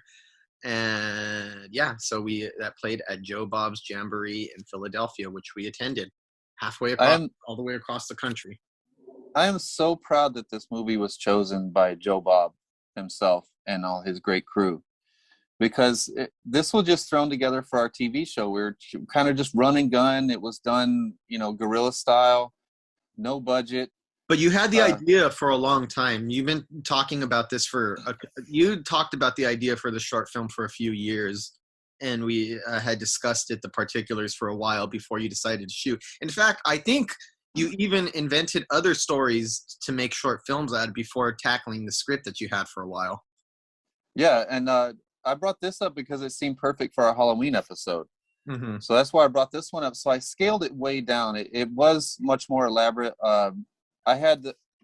It's about a guy who takes his girlfriend to a haunt, like a attraction, like a haunted attraction, and one of the scare actors follows him home. Well, I had the scare actors stalking them all the way home. We didn't have the time or money to film any of that. I had them we were going to go to a real haunt and film the actors in the haunt. We didn't have the time or money for any of that. So it's kind of scaled down, but so it's way scaled down to almost nothing compared to what it was originally. And then we got there on the day of the shoot, and the main actress that was supposed to be in it, Susie Block, she was very, very sick and she could barely talk. So we're like, what the hell are we going to do? So she had this roommate, Kimberly, Who is also an actress. Yeah, so she just happened to be an actress. It was her roommate. So she just kind of on the spot memorized all of her lines, and there's a lot of lines in that for her. She memorized her lines on the spot, and she just nailed it. So I think one of the reasons why it was so fun to edit is just her frenetic energy, and then everybody else in the short kind of stepped up to match her energy. I think that's why it was so fun to edit. Mm-hmm. But that was why I was extra excited that this got chosen here, because it was just kind of a fluke thing that happened. It wasn't anything like I wanted it to be, but it still ended up being something I was proud of. Mm-hmm. So and we did it with no budget. Yeah.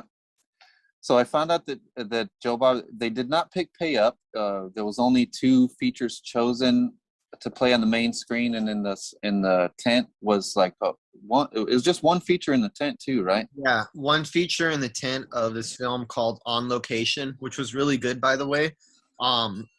When it gets closer to distribution for that film, we're going to be actually interviewing the director of that, Jeff Seaman. But yeah, that's what played there. So just to give you a little bit of insight of what this event was all about, is the first annual event. They're going to start having this every year. And it was at the Mahoning Drive-In in Pennsylvania. And by the way, I believe they had a big part, Joe Bob and them had a big part in saving the Mahoning Drive-In. It was about to be torn down and something else built in its place. So this event actually saved it, and I actually found out that they saved it at the event. So it's called Joe Bob's Drive-In Jamboree. It was Thursday through Sunday. Every day was sold out. On Thursday was Joe Bob's presentation of the rednecks that stole Hollywood. No. How Rednecks Saved Hollywood. How Rednecks Saved Hollywood. It was like a comedy 3-hour lecture. It's a comedy 2-hour lecture that he's been doing for a long time. I believe he's been doing that since the 90s, maybe even longer than that. But he's been doing this for a while at this point. But we only got invited to participate on Friday, and they probably would have let us stay the rest of the time, but we could really only afford to go out one day. I would have loved to have stood the weekend in Philadelphia. Don't get me wrong, but schedules, not just budget, but schedules are tight too, and we got a lot of stuff to attend to. But I was happy to be there. I thought it was a wonderful atmosphere.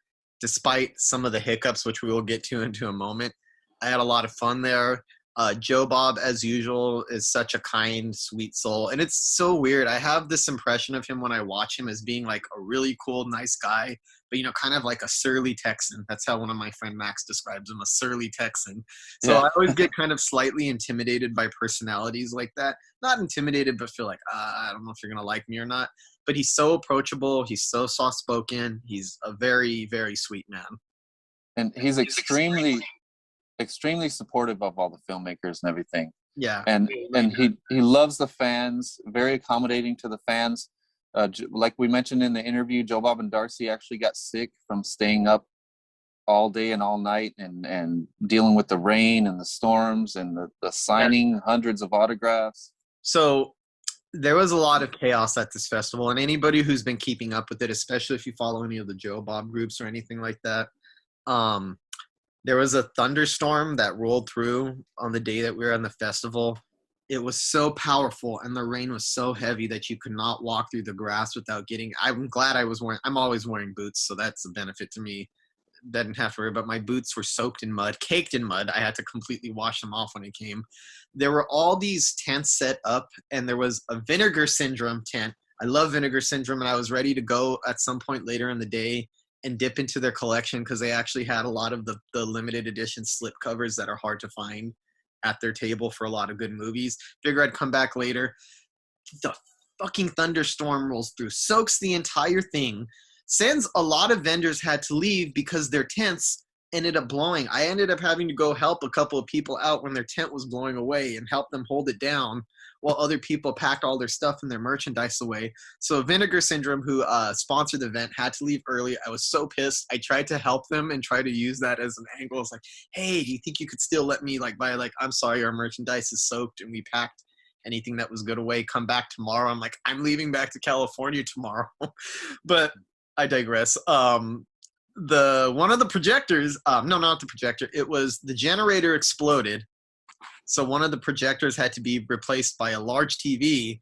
Then the large TV had to be fixed because the speakers weren't working right. Then the films were moved to the big screen after 3 a.m. It was chaos, dude. It was a lot of fun, but you cannot predict nature. Nature does not give a shit about your plans. That's one thing I learned.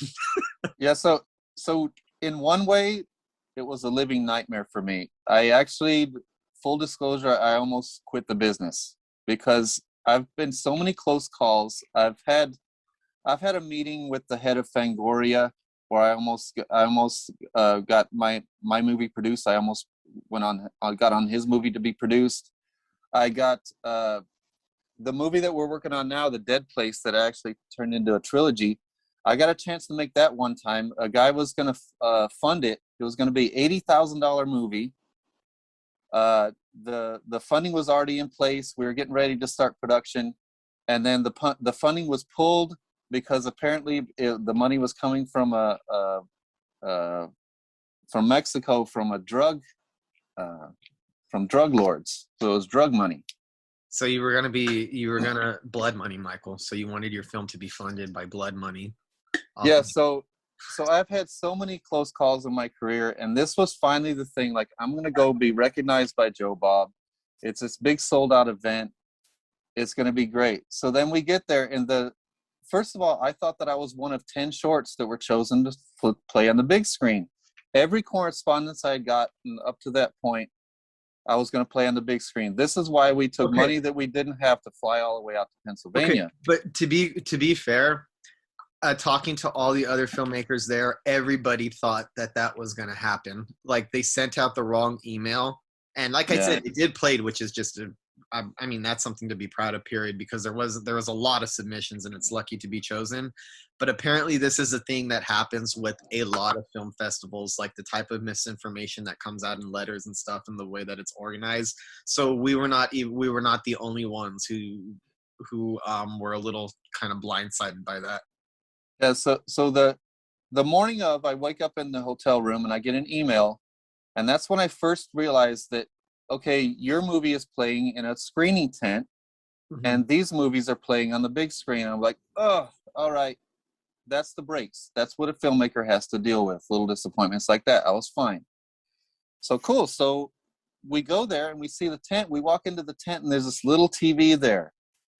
No speakers, no projector, no nothing. And then that's when we found out later that the projector completely blew up because when they hooked it up to the generator, something didn't gel right, and it completely blew up. Yeah. Just a up-and-coming filmmaker's luck. Yeah.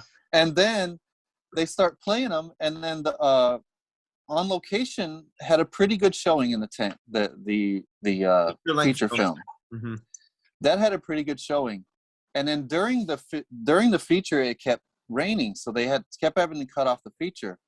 So they kept attempting to play the short films afterwards, and the downpour kept coming down so hard that you couldn't hear anything.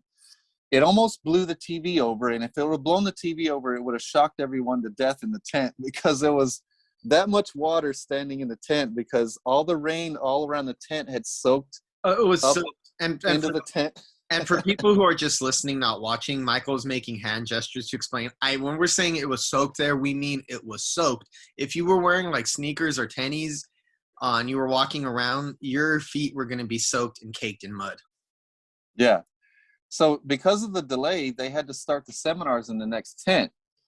So partly because of the flooded tent and the rain finally let up. They started the seminars. So some of the people filed out of the tent into the seminars. Some of the people filed out to get out of the tent because it was hot in there because there was too many people and everybody was kind of trapped in there because of the rain. So when my movie played, there was 35 to 40 people in there. It was hard to hear. It was hard to see. But every one of the 35 to 40 people loved it. They clapped their asses off. They applauded, and you were even asked if you wanted to say something about the film, so you got to stand up and speak about it really quick.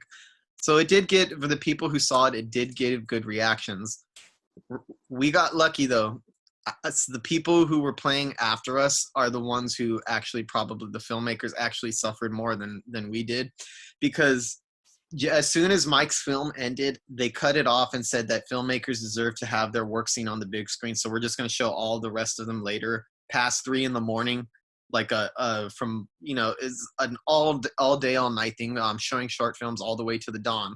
So they ended up playing it really early in the morning on the big screen, on the drive-in big screen. So it did play there.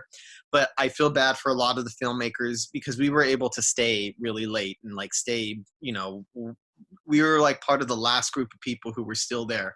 If you think of it in terms of Woodstock, the most famous performance at Woodstock is the one that most people didn't see. Jimi Hendrix. By the time he played, more than half of the festival was gone. I don't know if you were aware of that, but he played to an emptied out Woodstock festival. It was just the stragglers and the hangers-on who got to see him play live. That's kind of what I would like to think. I know, comparing ourselves to Jimi Hendrix, but yeah, that's kind of what I would like to think. A similar thing happened. So it did play on the big screen.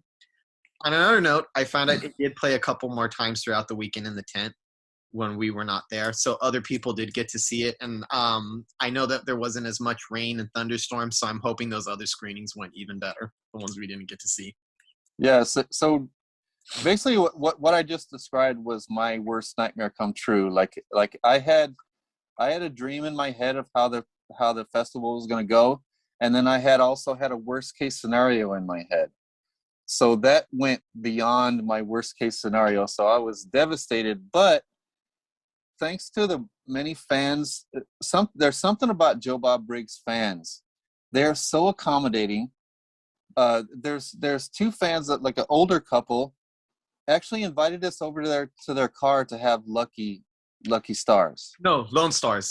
Lone Stars. Sorry, Lone Stars is the have some official Lone Star beers. The official beer of Joe Bob. I'd never had it before, so that was cool. That was the first time I ever had the official Joe Bob beer. Was at the festival, and it was a couple of the family. They call themselves mutants. We call ourselves mutants. An older couple invited us over. They thought we were from Seattle, which I thought was kind of funny. They're like, "Hey, are you guys from Seattle?" And we're like, "No, we're from LA." And they're like, "Oh, come over here." And they just said, "If you want to have a drink with us," and we sat down, we talked. They're fans who had been watching Joe Bob since the 80s and keeping up with him. The wife has had a big crush on him since God knows when. Yeah. And, it was really cool. We got to network with a lot of filmmakers. That's how we met Ryan Wrigley, of course. We got him on the set, and we're going to be interviewing a lot of people in the upcoming months, filmmakers and people from that festival. So you got to keep a lookout for that. We got a few networking contacts, and right now I am finally in talks with the distributor about trying to get Pay Up out there, a distributor who attended the festival at a seminar. So it was very hectic, as Michael said. It was wild and it was stressful, but I also think there was a lot of positive that came out of it. And the people who missed it were asking about our film, and we told them the other times it was playing. And we got back and we see in the social media groups, everybody wants to see the films that they missed. So we got to even spread it even further because it just got its name out there, just playing at the Joe Bob Fest. So there was since we got back, there's been a big outcry in Joe Bob Briggs' Facebook group and on his personal page and everything. Fans have been actively seeking out these films. and some of the other filmmakers like Mitchell Brandt, he did Dreamer's Journey. If you get a chance, go on YouTube and check out Dreamer's Journey by Mitchell Brandt. He's from Canada. It's cool. And it's really cool. I watch it. Yeah. He's one of the filmmakers that got a worse showing than ours, because his wasn't even played in the tent on Friday. His wasn't played until they decided to play all the rest of the filmmakers' shorts on the big screen. So his played on the big screen at like 6 something in the morning. Mm-hmm. But luckily it got played like ours did a couple other times over the weekend. But this guy is a real talent, and this guy went above and beyond. He's one of the main ones that went above and beyond, gathering all these shorts, getting the names of the people who did the shorts, contacting them, telling them to share the links to their movies with Joe Bob's crew, because like a couple of Joe Bob's crew wrote blog articles and stuff and giving a shout out to all the filmmakers, and they actually put a link to my movie in the blog. So it's been really supportive and really kind of made me feel better about the disaster that happened because of all the support that's happened since then. So extended scare package is available on our YouTube page, and we'll put a link to it in this podcast. And like I said, it did play a couple of times with no disasters going on. It's just too bad we didn't get to see it. But I'm glad that they made a point to try to show all these filmmakers' work throughout the weekend, to try to spread it to as many of the fans as possible. I also need to give another shout out to Darcy. Darcy is a fucking angel. I don't know how she does it, but we had already had problems. We had arrived late. I got into contact with Darcy, and she made sure that we had a ride into, because you have to park somewhere else and have somebody pick you up. So we had trouble with transportation the whole time, so she actually sent somebody else to go pick us up. When we got there, we had to go, and since we were going to stay until 6 in the morning, which was not part of the original plan, the cars had to be moved, and they had to be moved into the lot of the Mahoning Drive-In. We got left behind, and we didn't know what we were going to do. We were stuck, we were stranded. So I was walking around, and I actually was like, looked frustrated, and I ran into Darcy. She's like, "What's wrong? Are you okay?" Because she could see that I was obviously flustered. And I explained to her, I was like, "We don't know. We have transportation. We need to get back into the festival. I don't know what's going to happen." She's like, "Oh, no, don't worry. I'll take care of it." I was like, "Okay, cool." And I just stood there, and then she kept walking, and then she turned, she's like, "What are you doing? Come on, follow me. We're going to take care of this right now." So she took me to the side. She was talking to the producers, scolding them for not handling the situation right. Got us a ride back. And throughout the whole thing, there's a few instances where I had contact with her. She was helpful throughout every little hitch that we had. She was always there to make sure that things went smooth. That woman is a fucking angel. She does this all for the fans, and she's really does care. Like, I could say that she helped us a lot during this weekend, that she eased the process. Otherwise, we would have been lost with all the transportation of getting back and forth from the parking lot where we were supposed to park in and the festival that we were supposed to be in.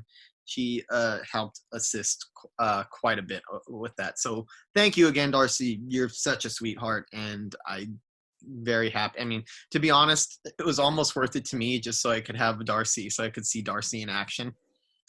And that surreal moment too, when we got there, we were kind of running late, and then we were sitting there talking to Austin and some other guys. We were actually talking to the directors and the producers of the drive-in, Joe Bob's drive-in show. And all of a sudden the go-kart pulls up, and it's Joe Bob. Joe Bob steps out of the go-kart. He walks over towards us, and he's like, "Oh, are you filmmakers?" We said, yeah, we're filmmakers. We're all excited. And he said, are you the ones that called? I said, yeah, we called Darcy.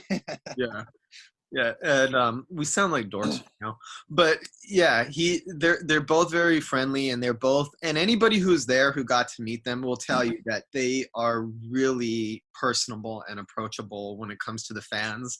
They mostly always seem to look very happy. Joe Bob seemed to have a smile on his face every time he's talking to us. He looked happy. Every time he's talking to his fans, he looked happy. He's such a cool person, and like I said, and Darcy is an even warmer person. Really, really, really awesome. And it's always nice to meet them again. That's all I got to say about that. And also, soon after meeting Joe Bob, we're kind of walking around. We talked to all the vendors. We talked to Vinegar Syndrome. And then we walk into the concession stand, and Linnea Quigley is sitting there signing autographs. So we stood there and had a very nice conversation with Linnea Quigley. So I started telling her that I have a movie coming up, and she was interested in having a part in the movie. I was like, oh, wait a minute. Well, there's a lot of Southern characters in it. So I said, can you do a Southern accent? She breaks into a Southern accent for me. Right, and I told her just right there on the spot, she started pulling out her Southern accent. So I was nerding out. So she's doing this Southern accent for me, and I told her what a great actor she was, and she said, well, I actually done a movie where I did a Russian accent. She started doing a Russian accent. I was like, whoa, this chick is awesome. Yeah. So we had a very, very nice conversation with Linnea Quigley, with other filmmakers, with fans, with Joe Bob, with Darcy. Yeah. And so the positives way outweighed the negative. It was a nightmare at the time. I thought I was going to quit the business for good, but thinking back on it, it was way more positive than negative. It was more positive. And it's funny. This is another little thing. We're going to be wrapping up. You're the first person who told me about JOE BOB BRIGGS, and I sat down and watched something with you, but I was a little skeptical the first time, mostly because the idea of movie hosts always seemed strange to me. I was like, why do I need a movie host? Can I just watch the movie and I'll look up like stuff about it before or after? I'm like, I don't want anybody interrupting the movie. But the first time I saw him, I was like, this is more than just a movie host. I also had this like image of movie host as being this kind of a gimmick type of thing, because I've seen a lot where these hosts don't really know anything about the movie and it's just some fucking gag that they do. They interrupt it and it's almost completely pointless. His is the exact opposite. It's funny. It's humorous. He definitely features gags in it, but he's also passionate and knowledgeable and everything. So and I got to tell him, I was like, I never wanted to watch your show, and I hate to admit this, this was really skeptical of what you did. And after I put your show on, you converted me. I started buying merchandise. I tuned in every week religiously. I started converting my friends and telling them to start watching it. I started subscribing to Darcy's Patreon. I said, you took me from a skeptic from a full-on believer. So, and he seemed very amused by it. I never imagined as a filmmaker I would be so inspired by someone that hosts movies, that just introduces movies. And I'm just as inspired by him as I am other filmmakers, because he has such a vast knowledge and such a passion for the genre.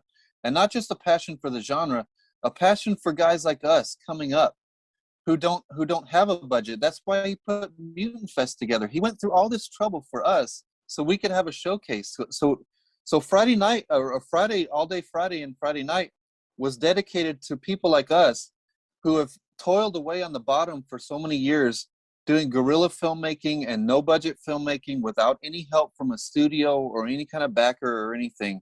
And he brought us in and gave us recognition. And then on Saturday night, he did a live taping of Joe Bob's drive-in show with Night of the Demons. On Sunday, he did a little haunted drive-in that was kid-friendly, where zombies come around to your car. It was just so they really bit off more than they could chew. It's like a little close-knit group putting Joe Bob's Drive-In together, and so they took on this huge festival. It was still a success.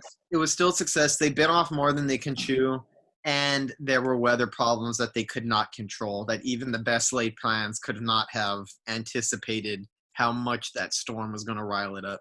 But yeah, I had to say overall the experience was positive. Like I said, meeting and talking with Joe Bob and Darcy and seeing how personable they are.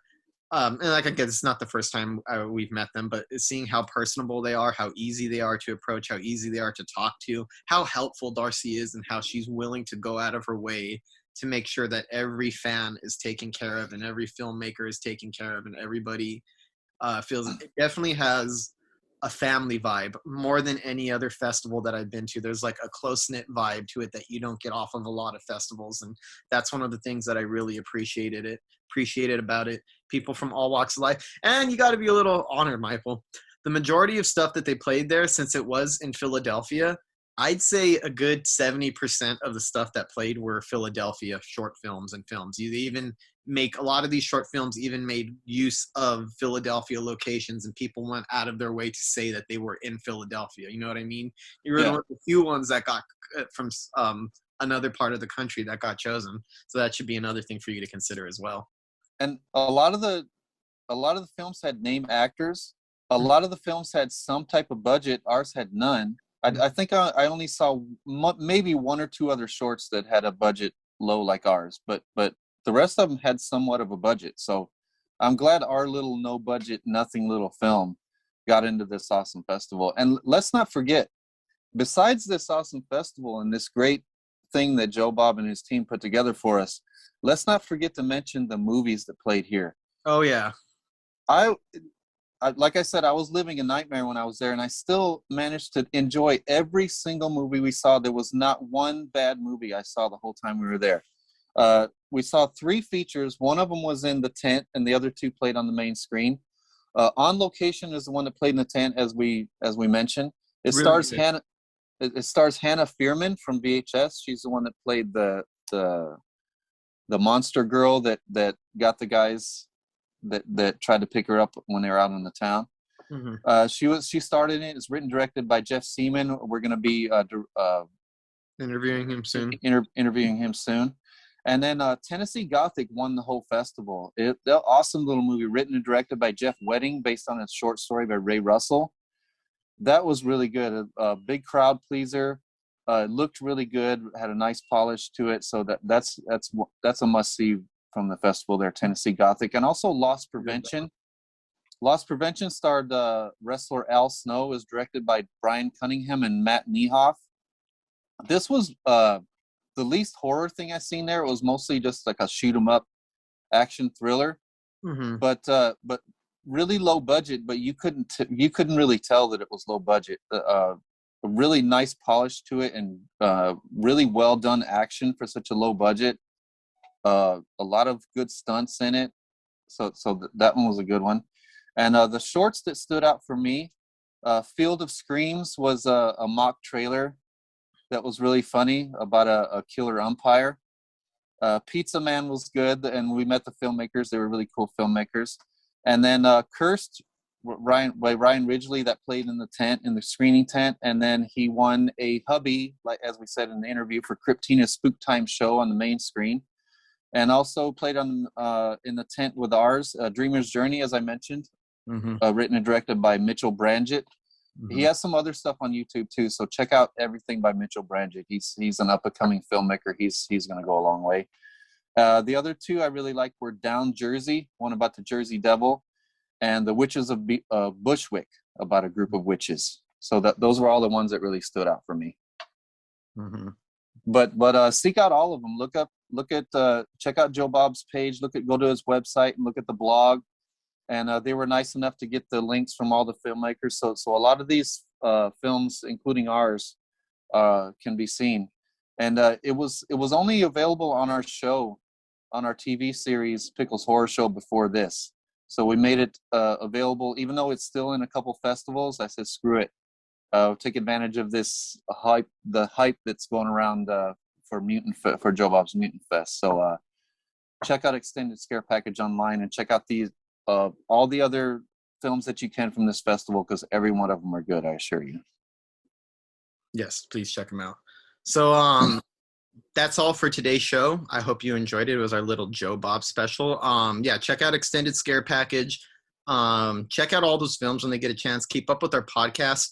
I'm going to leave a flow code in the description, which I thought I was doing, but I have not done on the last couple of podcasts. But I'm going to put a flow code in here that's going to give you access to our podcast, whether it's through YouTube, if you're going to watch it that way, or if you want to hear it through Apple Podcasts or Spotify or SoundCloud.